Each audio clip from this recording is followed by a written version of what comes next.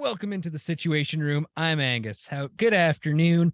Let's just get right into it. We got some trade talks. Trade deadline is coming up sooner rather than later. Oh boy, I'm excited. Kevin Cheveldayoff down in San Jose last night, most likely scouting some Timo Meier, which let's be honest, Timo Meier is the big sexy name everyone wants this year.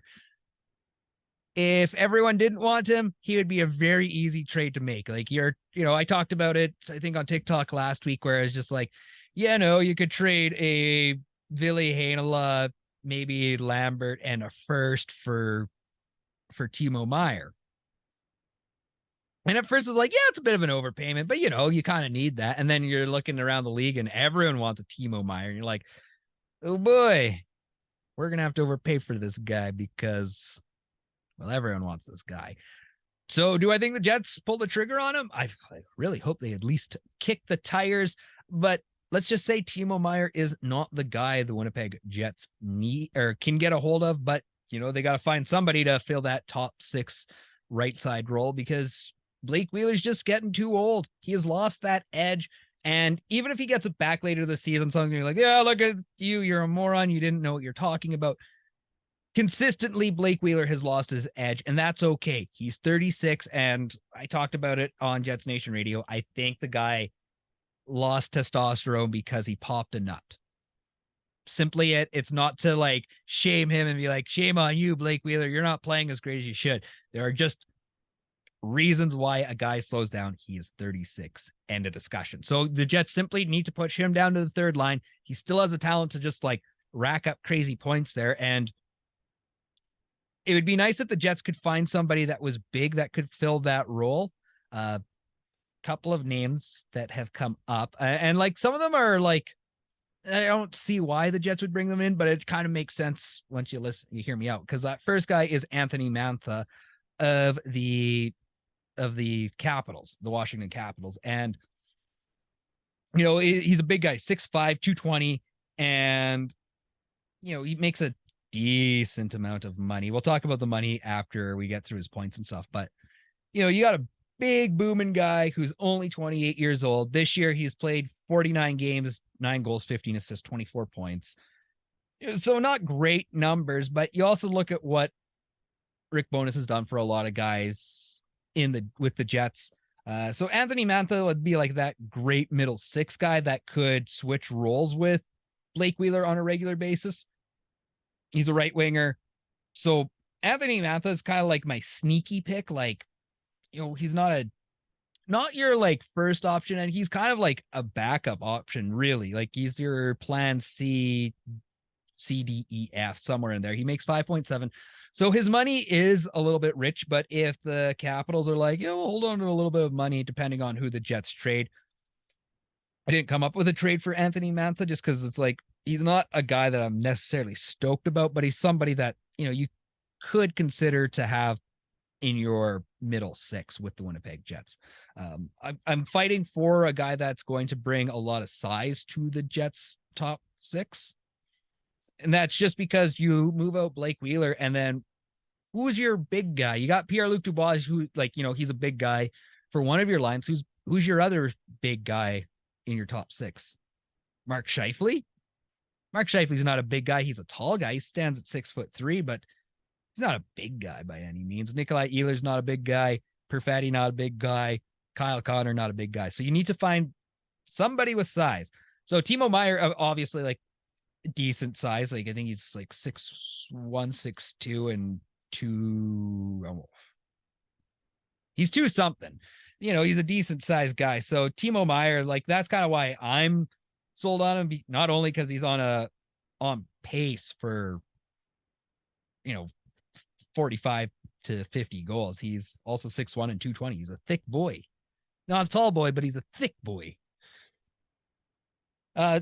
Also another guy that he doesn't fit that big scale, but he does fit a scale that would be interesting to the Jets, even though he's been fairly delicate over the last couple of seasons. Patty Laine. Come on back to Winnipeg there. I'd never called him my friend. I wasn't ever a big lover of Patrick Laine, but you know what he can do. And if you can get Patrick Laine healthy, He is a little bit rich on how much you can pay him on, or like how much you would have to pay him. So that is one downside to him, is he's a little bit expensive, but if you can get him fully healthy and ready to go for a playoff run, I don't know how long he's out. I probably should have looked, but Patrick Laine is somebody that I would be interested in. If you go to Vancouver, we could also talk about Connor Garland and Anthony Bolivier. I believe that's how you say his name. The guy that just got traded from the island over to Vancouver. He's they've yeah, I'm just, both of those guys would be very interesting picks for the Winnipeg Jets. Obviously, the size isn't there with either of them, but they both have the potential. I think people are a little oversold on Garland more than they are on Bolivier, and I don't think Bolivier would get moved out of Vancouver, but if he was available, let's just say, and the price was right, he would just be a good fit for me. And I know I'm just like running through all the right wingers in the league right now, but I promise you I'll stop here. But Connor Garland, I would be, again, he's not, you're not going to pay as much for him, but he would be an interesting ad for the team. Just, he got that speed, and sometimes you got to find the need for speed. I hate that my notes aren't here. Give me a moment. I lied. I wasn't done with the right wingers of the league. We had one more to talk about. Ryan O'Reilly and Vladimir Tarasenko. Tarasenko is a little less sexy on that list, but you got to consider Ryan O'Reilly. He's never been a 30-goal scorer, but, he's got that proven leadership that might mix into the Jets locker room really well. It could also just tarnish the Jets locker room, depending on how things go. But if he doesn't have anything lined up for himself contract wise in St. Louis, then he might just walk away. He's a UFA at the end of the season, so you treat Ryan O'Reilly like a rental, so maybe you don't have to pay as much. He's 31, producing at about the same level, a little bit less than Blake Wheeler, and that's the downside to Ryan O'Reilly, is you're probably not going to get as much as you could out of a Timo Meier, or like you'll get the same thing and more probably out of Anthony Mantha. So there's not many right wingers that kind of fit that mold for the Winnipeg Jets. And I mean, maybe you got to kick tires on Max Domi or Taves there, but like the Jets do need to find a right winger. It's going to be hard for them to find a right winger. You're going to have to spend a lot of money on said right winger, and you might not get as many goals as you want out of a right winger, even though they just need to find somebody that can do it. And that's the thing, is Cheveldayoff will always find a guy to plug into a spot, and generally it works minus Kevin Hayes. All right, so right here would be an advertisement spot, and I've been told I should have advertisements. So if you want an ad, feel free to message me, and I promise you I'll get back to you and we'll discuss some prices. So your ad here, unless my corporate sponsors are listening, in which case you need to send me a script. So whoever does this first, I will give you this ad space for free right here. Back to the show. The All-Star weekend was this past weekend. Everyone's talked about it. It wasn't great. I didn't even watch it, if I'm totally honest. Why? Well, I'm pissed that Trevor Zegras got screwed out of the shootout competition last year, and that wasn't Pietrangelo. Alex Pietrangelo won last year because he was the hometown guy. Like, how dumb is that? And then they keep using all of the footage of Zegras doing his fancy stuff for the All-Star weekend. So it's not the only reason why I didn't watch it. I had other things going on. It's for the kids, and yeah, that's basically the only reason why I paid attention. Or that's why I don't really care about the All-Star weekend. So, and I watched more of the Pro Bowl from the NFL, and it looked like those guys were having tons of fun by, shaking it up and doing things that were a little bit different, and having more and more players go to the All-Star game. So what am I doing to fix it? Even though everyone's talked about it already. Well, it's going to be a couple of simple things. I would have more quote unquote regular NHLers go to the All-Star game. Basically what I would do is make sure every NHL team does their own skills competition, and then the top 8 fastest skaters in the NHL. They're the guys, they're the fastest skaters, hardest shot, top 8 get to go. And like, so that's 16 guys right there. And then the NHL still going to get 32 all-stars, quote unquote, to the all-star game. So, yeah, you're sending more, but it's a little bit more fun. And then what you do with that, and maybe you got to find a way to do it in 4 teams, but you do Canada, US, and then you do like Eastern Europe, or you do Canada, US, Europe, and damn it, Russia. Why'd you have to get into a war? Okay, so it would have been Russia, but Vladdy Putin's got to do his thing. So thanks, guys. I really, thumbs up to the war thing. Shoot. Okay, so maybe you do Eastern Europe versus Western Europe, or you do North versus South. You just do Pool A Europe, Pool B Europe. So either way, you have like 4 different squads going at it, right? And you have all of them. So you have so you have 32 guys plus your skills comps guys. And then I don't know. I'm just trying to figure this out as I'm going, because I've had like 16 different ideas for this, right? And some of these is like, it's very easy. You just have, you have your 4 teams, and no one's hurt by it. Or you could also go 4 NHL All-Star captains, and then they choose the other 16 plus 28 guys. And then you just kind of have like longer, I don't know, 15-minute games, and everyone's just there to have fun. I don't know how they would fix it necessarily, but that's just like one of the things you could just start going crazy with it. I don't know, maybe have a dodgeball tournament. Just do silly things like that. I'd be, like if the NHL decided like, oh yeah, we're doing a dodgeball tournament, so we're going to do, like teams of 10, or you divided the 16 plus 32, and I'm dead set on the 16 and 32 thing. So if you're lost by it, message me and I'll explain it better. But I just want I want as many people going to the All-Star game as possible. I think that would be way more fun.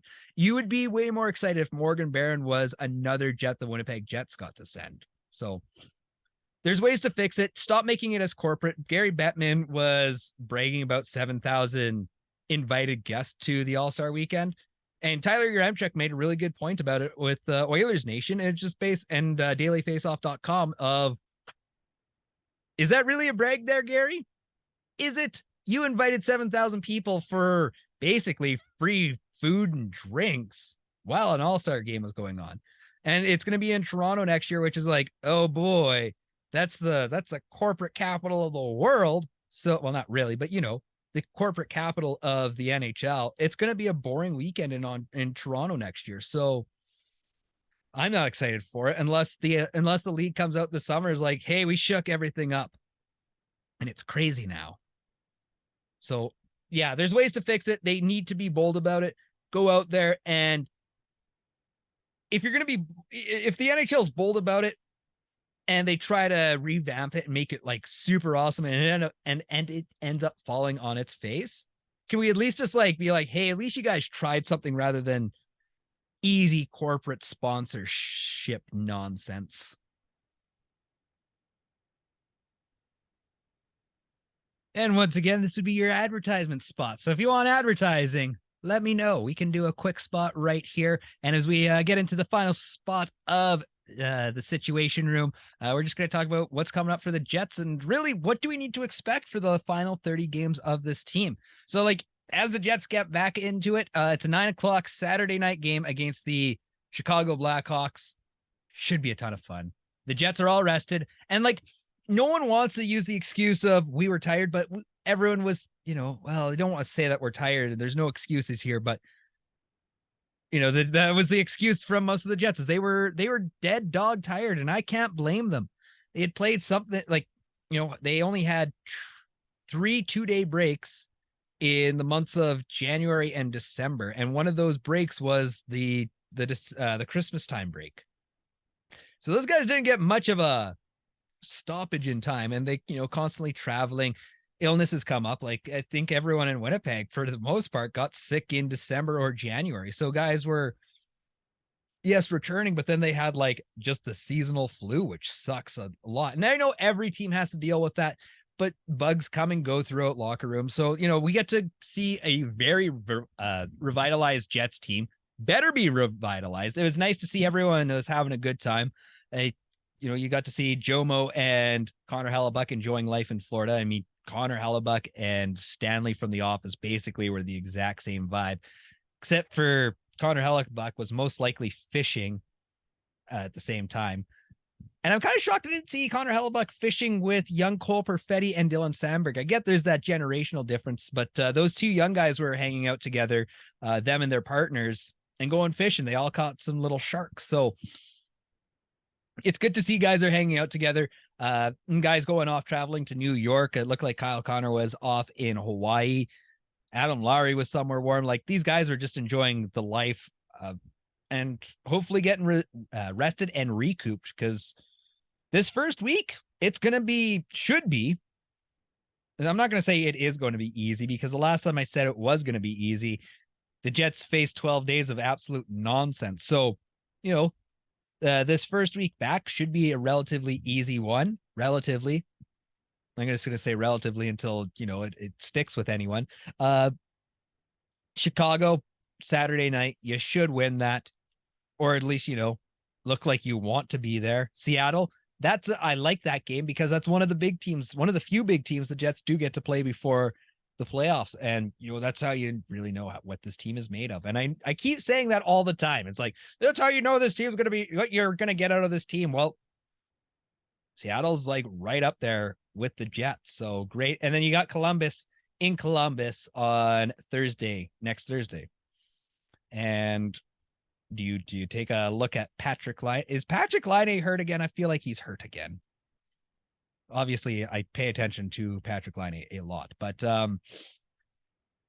it just, the Jets should be in a good position. And really over the last 30 games, they shouldn't worry about their record.